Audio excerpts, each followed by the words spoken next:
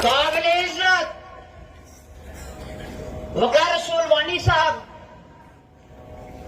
रमन बला जी, हमारे प्रेसिडेंट भूपिंदर सिंह जी, बाकी जो हमारे सीनियर लीडर यहाँ मंच पे बैठे हुए हैं, हमारे एसोसिएशन के साथी, जो इंडियन गवर्नमेंट ने हमें देना था, स्कूल, कॉलेज, यूनिवर्सिटी, रोजगार प्रोजेक्ट, जिससे हमारा कारोबार चलता है, और बदले में क्या मिला?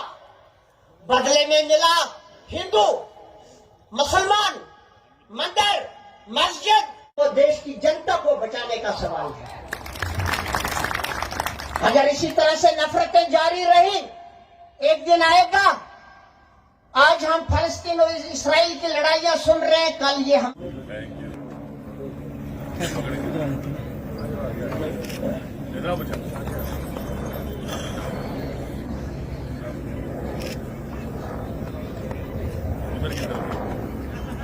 तक यहाँ पे पहुंचाया है। कड़ी मेहनत की और शायद पार्टी ने इन चीजों को ध्यान में रखते हुए इनको आगे और ज्यादा अच्छी ढंग से वो सेवा पार्टी की कर सके। इनको लिया, मैं जाति तौर पर दिल की गहराई से पार्टी का शुक्रिया अदा करता हूं और भूपिंदर देवाल जी को मौका यहाँ पे दिया। इन्होंने अपने पूरे कार्यकर्ताओं के समेत जिस ढंग से स्केतर से झंडों की लड़ी बुझार हम देख रहे थे, मैं समझता हूं इनका शुक्रिया अदा करना और उस पूरे बाजार से पूरे लोगों के साथ, काफिले के साथ हमारी लीडरशिप का, विकार रसूल साहब, मनोज यादव जी, हम सब का स्वागत करते हुए पूरे बाजारों से झंडों के साथ साथ बाजार से रैली निकाली, बहुत शानदार निकाली और संदेश देने का प्रयास किया कि अब कांग्रेस के लोग जाग चुके हैं और भाजपा को भगाने का काम, इसका शुरुआत इसकी आज हो चुकी है। हम सब फख्र महसूस करते हैं कि हम उस रियासत के वासी हैं जिसमें गौरव महसूस करते हैं जहां पे त्रिकुटा पहाड़ियों पे माता वैष्णो देवी का निवास स्थान है और दुनिया से, हिंदुस्तान के कोने कोने से लोग यहाँ पे सर झुकाते हुए उनका आशीर्वाद लेते हैं और सारे आंगन में खुशियों का मोड़ रहे।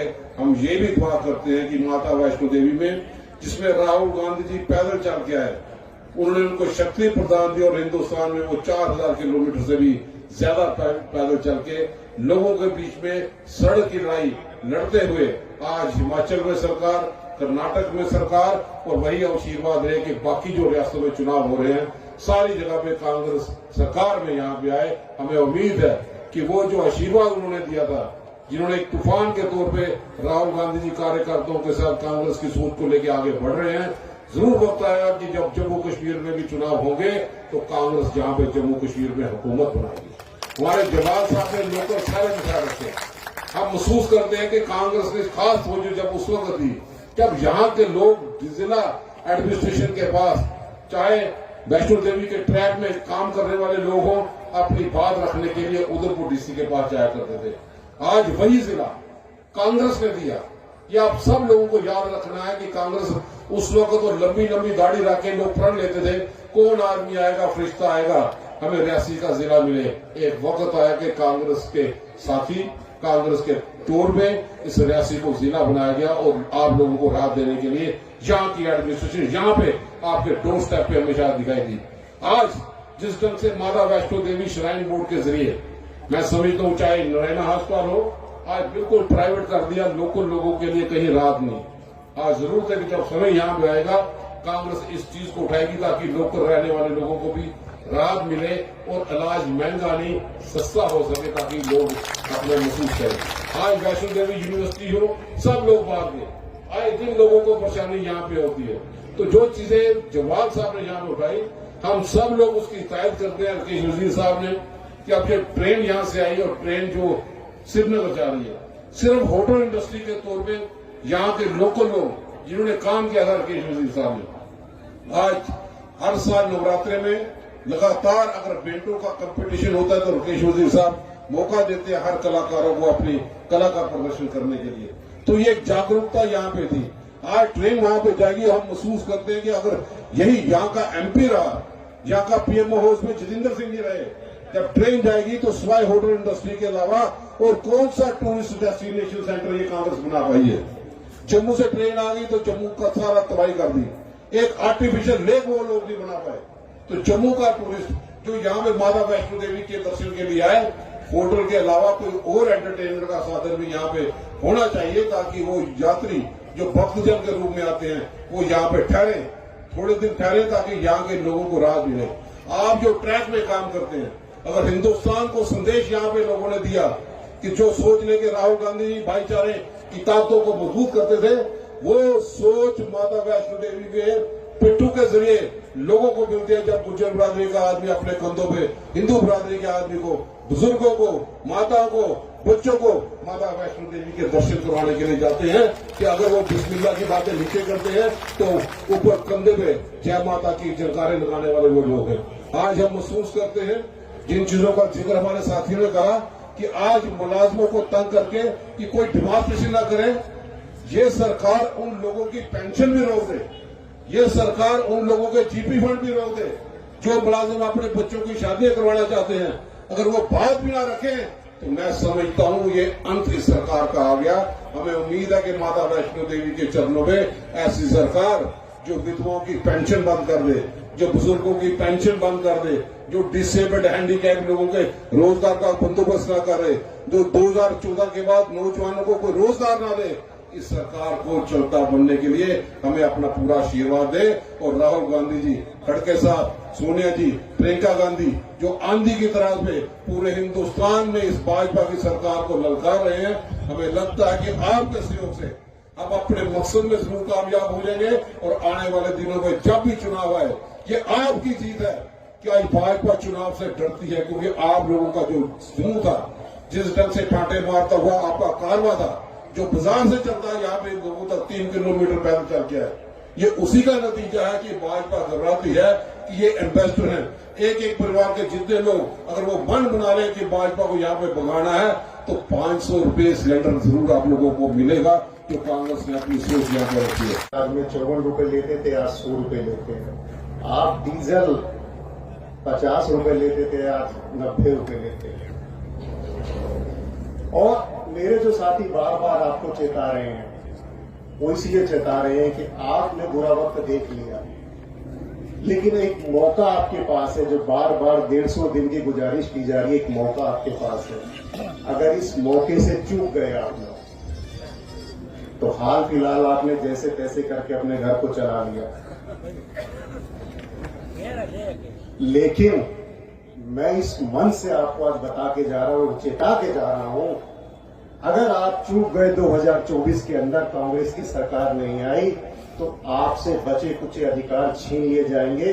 आपकी आने वाली नस्लों को रहना मुश्किल हो जाएगा हिंदुस्तान में।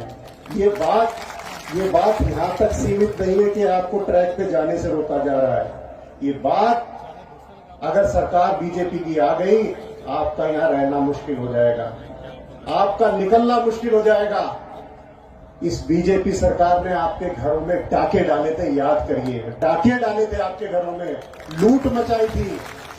किस किस के घर में 500 के और 1000 के नोट थे, सबको लाइन में लगा दिया था। और पूरा हिंदुस्तान 2 दिन तक गरीब था, पुराना पैसा चलता नहीं था, नया पैसा आया नहीं था। और अपने साथ याद कीजिए, जब पैसा बदलवाने जाते थे, अपने बाएं याद कीजिए, अपने दाएं याद कीजिए, कोई रईस अमीर आदमी आपको दिखा था उस लाइन के अंदर? कोई नहीं दिखा था। वो डाका आपके घरों में डाला था और एक 2000 का नोट चला दिया, जिसकी बड़ी प्रशंसा करी। मैं दिल्ली से आता हूं, आज भी कोई भाई दिल्ली जाएगा तो जाके कनॉट प्लेस में देख ले, भारत सरकार का एक बैंक है जिसे भारतीय रिजर्व बैंक बोलते हैं, उसके बाहर आज गरीबों की लंबी लाइन लगी हुई है, मजदूरों की लंबी लाइन लगी हुई है। और यकीन मानिए वो लाइन किस लिए है कि 2016 के बाद जो डाका मारा था, जो नोट दिया था 2000 का सपना दिखा के, उस नोट को बदलवाने के लिए लोग लाइन में खड़े, किलोमीटरों के 4-4 घंटे में नंबर नहीं आ रहा, और 2000 के बदले 300 रुपए दिए जा रहे हैं। अभी साहब ने एक बात कही थी कि स्मार्ट मीटर पे हमारी जेब काटी जा रही है। इसको समझिए, स्मार्ट मीटर पे जेब क्यों काटी जा रही है। अडानी बिजली के लिए कोयला खरीदता है, 100 रुपए का कोयला लेता है, लेकिन दिल्ली वाली सरकार उसको 200 रुपए में खरीदती है। अडानी की जेब में दुगने पैसे जाते हैं और वो पैसे डाके डाल के आपकी जेबों से लिए जाते हैं, आपके घर में बिजली के बिल भेजे जाते हैं। 700 किसान ऐसे ही नहीं मर गए दिल्ली की बॉर्डर पे बैठे हुए। अगर वो 700 किसानों ने शहादत दी आपके लिए दी, आपकी आने वाली पीढ़ियों के लिए दी, अगर वो किसान शहादत नहीं देते, मोदी हिंदुस्तान के खेत बेच देते और आदमी आज के अंदर हम जैसे आदमी, आप जैसे लोगों को अपने बच्चों को रोटी खिलाने के लिए 200 रुपए किलो का आटा खरीदना पड़ता, मजबूरी थी खरीदना पड़ता, जेवर बेच के खरीदना पड़ता, ना खरीदते तो भूखे मर जाते। अपने आप को चेताइए, ये सरकार जो है हम लोगों की सरकार नहीं है, ये पैसे वालों की सरकार है, ये रईसों की सरकार है। आप अपने जीवन का अंदाजा लगा लीजिए 2014 में आप कैसे जी रहे थे और आज कैसे जी रहे हैं। एक ही लड़ाई लड़ाई जाती है हमको बार बार, हिंदू मुस्लिम हिंदू मुस्लिम हिंदू मुस्लिम। अरे इस देश में अगर हिंदुओं ने कुर्बानी दी तो मुसलमानों ने इस देश को अपना माना है, लेकिन आप काला बाजारी के लिए, चोरी के लिए, टाके के लिए हमें आपस में लड़वाते हैं। लेकिन बहुत लड़ चुके हम लोग। 1 इंच भी मुझे बता दीजिए कटरा के अंदर, तमाम मेरे साथी बैठे, 1 इंच बता दीजिए, एक काम बता दीजिए। मैं चुनौती देता हूं, एक काम 2014 के बाद कटरा में नया कराओ, रेल हो, जिला हो, आप लोगों के लिए अस्पताल हो, कोई भी तमाम चीज हो। कांग्रेस जहां छोड़ के गई थी वहां के वहां रह गए। इंडियन नेशनल कांग्रेस, श्रीमती सोनिया गांधी, मल्लिकार्जुन खड़गे साहब, राहुल गांधी जी, राहुल गांधी जी, प्रियंका गांधी जी, प्रियंका गांधी जी, इंडियन नेशनल कांग्रेस। शुक्रिया भाइयों। कांग्रेस वो तहरीक है जिस तहरीक ने 70 साल आजादी की जंग लड़ी,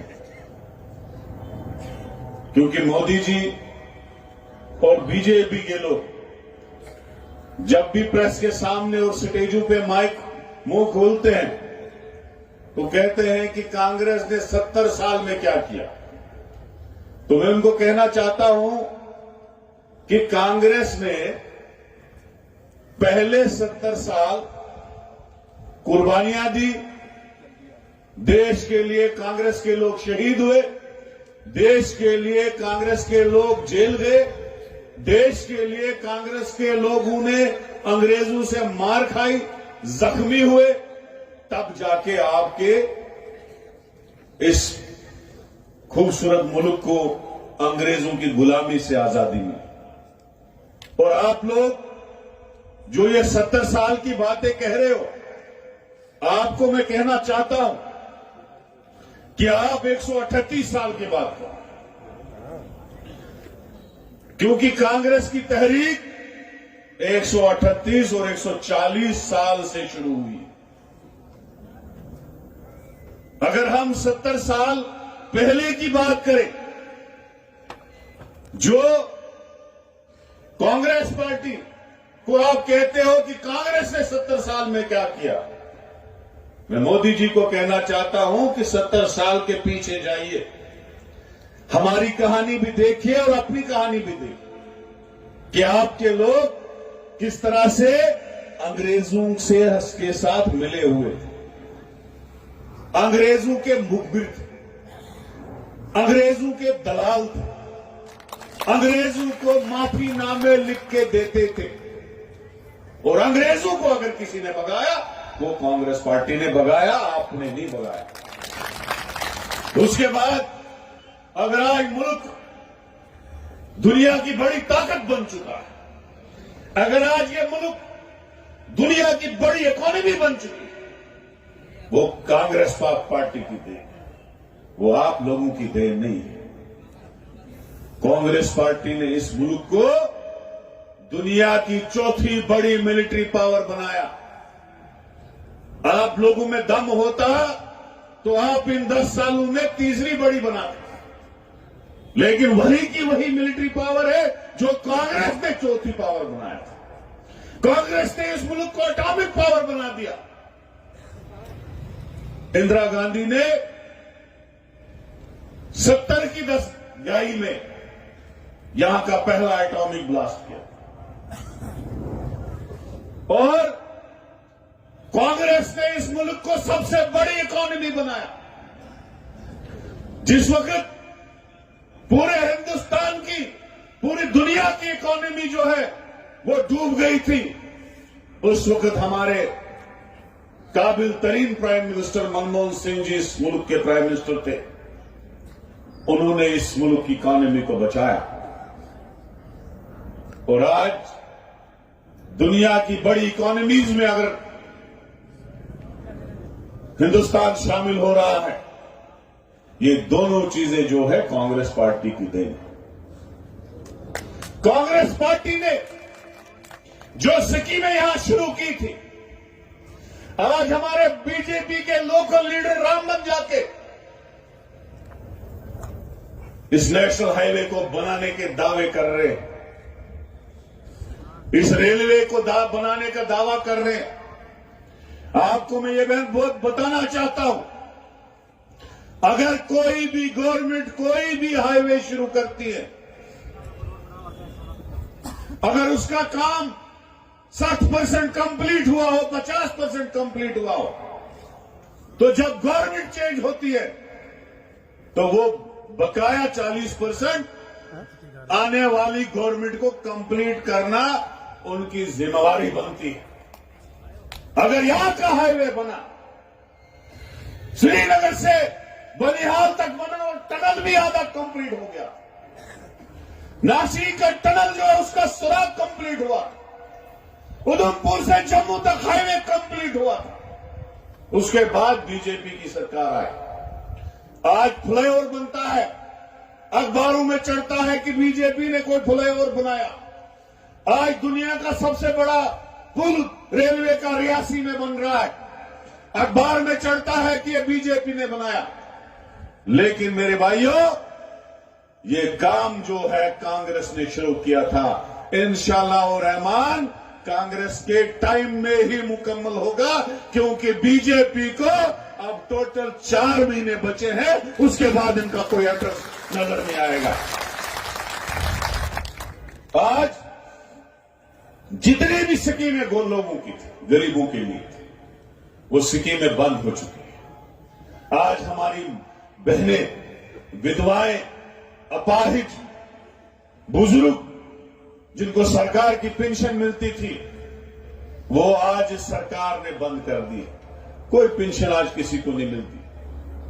आज बिजली का बिल जिसका 300-400 रुपए कांग्रेस के टाइम में आता था, क्योंकि मैं खुद बिजली का मिनिस्टर रहा हूं, आज वही बिल 6,000-7,000 रुपए आता है। ये बीजेपी की देन है, आम आदमी।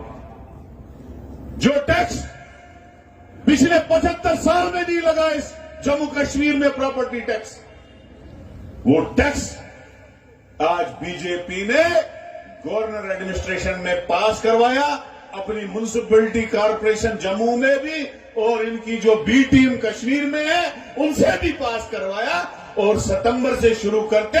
लेकिन अब ऑर्डर निकाला कि इस ऑर्डर को डेफर करते, इलेक्शन के बाद शुरू किया जाए। ये बीजेपी की देन है आम लोगों की। आज जम्मू कश्मीर का नौजवान जो एमए करके, बीएड करके, एमएससी करके, पीएचडी करके इस आरजू में रहता था कि हर 2 साल के बाद टीचर की पोस्टें निकलती थी डिस्ट्रिक्टों में, आज पूरे 12 साल से कोई टीचर की पोस्ट नहीं निकली। आज पुलिस की कोई पोस्ट नहीं निकलती है, आज लाइनमैन रिटायर होता है, उसकी जगह कोई नहीं लगता है। आज पीएचई का लाइनमैन रिटायर होता है, कोई नहीं लगता है। आज चपरासी रिटायर होता है, कोई नहीं लगता है। आज छोटा मुलाजिम रिटायर होता है, कोई नहीं लगता है। क्योंकि इस रियासत को गरीब करने का ठेका बीजेपी ने लिया है। आज जो सेब कश्मीर से पूरे हिंदुस्तान में जाता, बिकता था, उसके मुकाबले में बीजेपी ने G20 में अमेरिका के सेब का टैक्स जो है वो उठा दिया, ताकि कश्मीर का जो कश्मीरी सेब लेता था उसके सेब की रेट कम हो जाए, अमेरिका का सेब बिके और यहां का नागरिक जो है गरीब से गरीब हो जाए। यहां कोशिश हो रही है जम्मू कश्मीर के लोगों को गरीब करने की। आपका दरबार मुंह उठाया गया, वो भी इसी कोशिश का नतीजा है कि जम्मू का जो डोगरा है वो गरीब हो जाए, उसकी दुकानें खत्म हो जाए, उसकी रोजी रोटी खत्म हो जाए। आज यहां के कटरा के मजदूर के पेट के ऊपर लात मारी जाती है। 1200 मजदूरों को आज तक निकाला गया, क्योंकि कोशिश की जा रही है 12,000 मजदूरों को कि उनके पेट के ऊपर लात मारी जाती है, उनको चालान किए जाते हैं। ये शेम की बात नहीं तो और क्या है। आज रिंग रोड बाहर से बनाया जाता है ताकि जो टूरिस्ट हो बाहर से ही माता वैष्णो देवी का दर्शन करके आए और यहां का आदमी गरीब किया जाए। हर मामले में, चाहे वो रोजगार का मामला हो, चाहे वो कारोबार का मामला हो, चाहे वो वैष्णो देवी को मजदूर का मामला हो, चाहे कश्मीर के सेब वाले का मामला हो, हर मामले में आज बीजेपी कोशिश कर रही है यहां का जो आम आदमी है वो गरीब से गरीब हो जाए।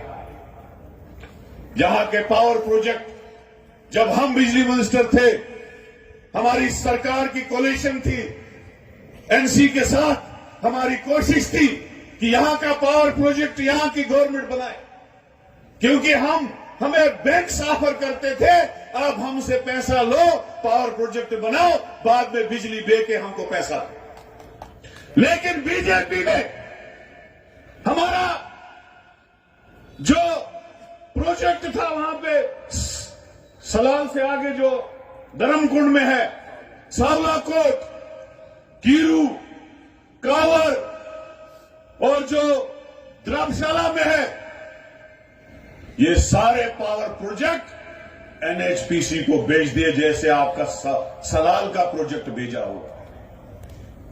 ये पावर प्रोजेक्ट अगर स्टेट के तैयार होते तो हमारी स्टेट अमीर हो जाती, यहां रोजगार बढ़ता, यहां तरक्की होती।